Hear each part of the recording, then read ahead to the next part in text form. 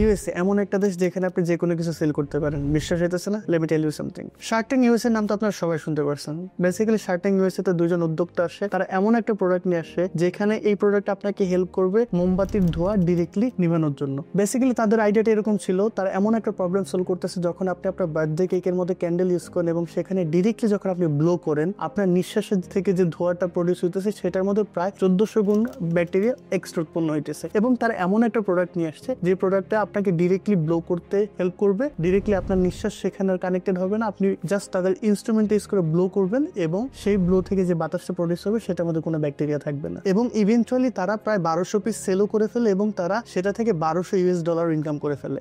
যদিও তারা শার্কদের কাছে প্রায় $100,000 ডিমান্ড করছিল তাদের বিজনেস ইনভেস্ট করার জন্য। শার্ক উঠে বলছিল আপনাদের এই বিজনেস ইনভেস্টেবল না। এখন ভাবুন তো, আপনাদের কাছে আমার একটা প্রশ্ন, বাংলাদেশে যদি কেউ এই ধরনের একটা আইডিয়া নিয়ে আসে যে ভাই আমি আপনাকে এমন একটা প্রোডাক্ট দেবো যেটা আপনাকে বার্থডে কেক নিবানোর জন্য হেল্প করবে, বা আপনার কাছে কি মনে হয় বাংলাদেশে কি ধরনের বিজনেস আইডিয়াটা চলবে? আমাকে যদি কেউ উঠে বলে, বা আমার ফ্রেন্ড সার্কেলে আমি যদি কাউকে জিজ্ঞেস, তারা বলবে ভাই এই টাকা দিয়ে আমি আরেকটা কেক কিনে খাই না কেন, আমি কেন এমন একটা জিনিস নেবো যেটা দিয়ে আমি ব্লো করবো? কিন্তু এই জায়গা থেকে একটা শেখার জিনিস আমার কাছে যেটা পার্সোনালি মনে হয়, যে কোনো আইডিয়াকে আপনি এক্সিকিউট করে দেখতে পারেন, হু নোস এটা যদি চলে। কিন্তু আমার কাছে পার্সোনালি যে মনে হয়, বাংলাদেশে যদি কেউ এই টাইপের বিজনেস নিয়ে আসে, সবাই এটাকে নিয়ে ঠাট্টা মশকরা করবে, কোনো কাজে দেবে না। আপনার মতামত জানাতে বলবেন না কমেন্ট সেকশনে।